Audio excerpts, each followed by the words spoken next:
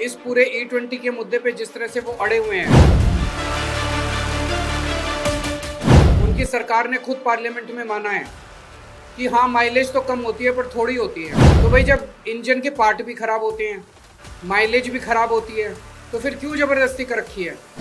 तो देखने में पता चलता है जबरदस्ती इसलिए कर रखी है कि ट्रंप वो मोदी जी के सर पे बैठा है।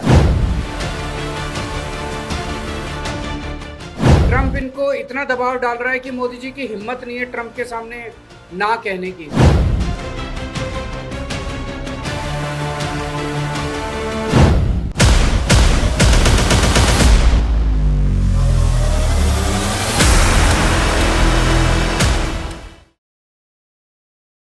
आप सब लोगों को नमस्कार। अभी हम लोग 2,33,238 पिटिशंस लेके प्रधानमंत्री जी को देने के लिए निकले थे।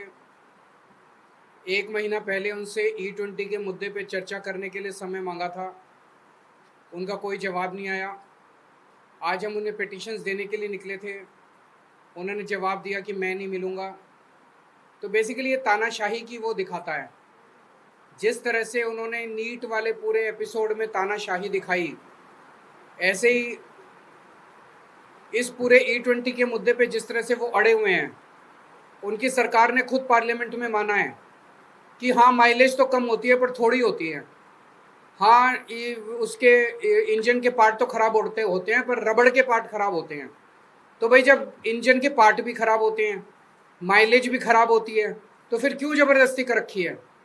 तो देखने में पता चलता है जबरदस्ती इसलिए कर रखी है कि ट्रंप वो मोदी जी के सर पे बैठा है। ट्रंप इनको इतना दबाव डाल रहा है कि मोदी जी की हिम्मत नहीं है ट्रंप के सामने ना कहने की। ट्रंप जो है वो जबरदस्ती कर रहा है कि अमेरिका से इथेनॉल खरीद के भारत में बेचो, इसलिए ये पूरा E20 आया हुआ है।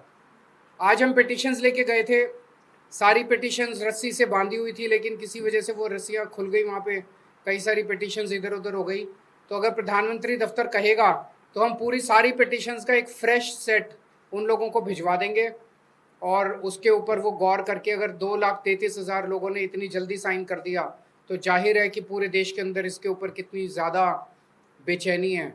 तो प्रधानमंत्री जी से हम यही निवेदन करना चाहते हैं कि आप अमेरिका से इथेनॉल खरीदना बंद कीजिए, ट्रंप के दबाव को बर्दाश्त करना सीखिए। पूरा देश सफ़र कर रहा है।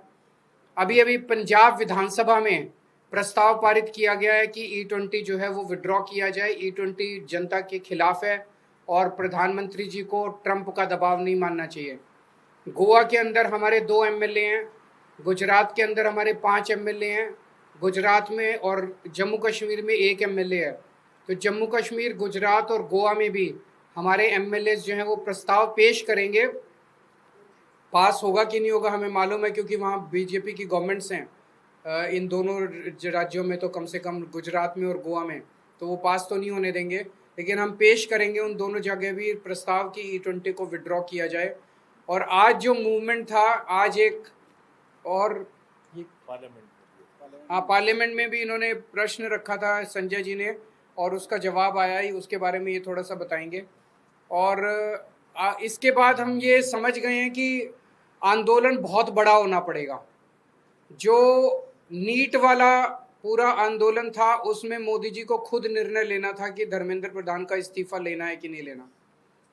यहाँ पे तो ट्रंप का दबाव है और ट्रंप के सामने मोदी जी भीगी बिल्ली बन जाते हैं। मोदी जी की चलती नहीं है, मोदी जी की मजबूरियां हैं।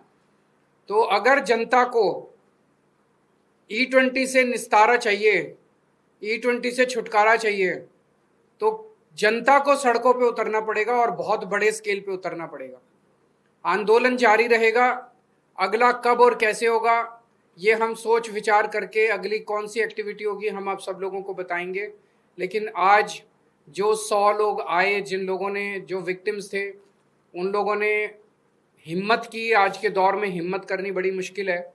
जो सोशल मीडिया पे एक वीडियो डाल देता है उसकी ये लोग ऐसी तैसी कर देते हैं, फायर कर देते हैं, इनके ट्रोल उनको धमकाते हैं, इनके गुंडे उनके घर पहुंच जाते हैं। बहुत ज़्यादा गुंडागर्दी मचा रखी है इन्होंने, लेकिन यही इनकी गुंडागर्दी इनका अंत साबित होगी। अगर आपका कोई एक आप जरा सा बता दीजिए।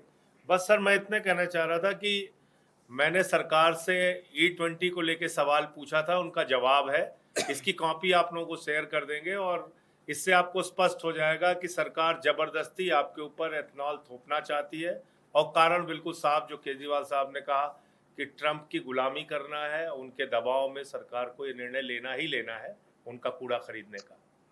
और ये जो दो आर्ग्यूमेंट देते हैं, पहले कहते थे माइलेज कम नहीं होती, अब मान लिया माइलेज होती है जी कम, 6 से 9% होती है। फिर क्या, पहले कहते थे इंजन खराब नहीं होता, अब कहते हैं नहीं रबड़ के कंपोनेंट तो खराब होते हैं। अब कहते हैं फॉरेन एक्सचेंज बचता है। जब तुम इथेनॉल खरीदोगे यूएसए से $2.5 बिलियन खर्चा करोगे तो फॉरेन एक्सचेंज कहां से बचेगा? फॉरेन एक्सचेंज तो ज्यादा खर्च हो रहा है। फिर कहते थे देश के किसानों को फायदा हो रहा है, किसानों को तो अमेरिका के किसानों को फायदा हो रहा है। ट्रंप अपने किसानों को बचाने के लिए इथेनॉल जबरदस्ती कर रहा है। वहां पे मेज से बनता है, किससे, वहां पे जो इथेनॉल है, तो वहां पे किसानों ने जबरदस्त उस पर दबाव डाला है ट्रंप के ऊपर। ट्रंप ने मोदी पे दबाव डाला है हमारे किसानों को बचाने के लिए इथेनॉल खरीदो, तो हमारे किसानों को थोड़ी फायदा हो रहा है, अमेरिका के किसानों को फायदा हो रहा है। तो बेसिकली केवल और केवल ट्रंप के दबाव में ये सारा खेल खेला जा रहा है, क्योंकि हमारा प्रधानमंत्री कमजोर प्रधानमंत्री है। Thank you.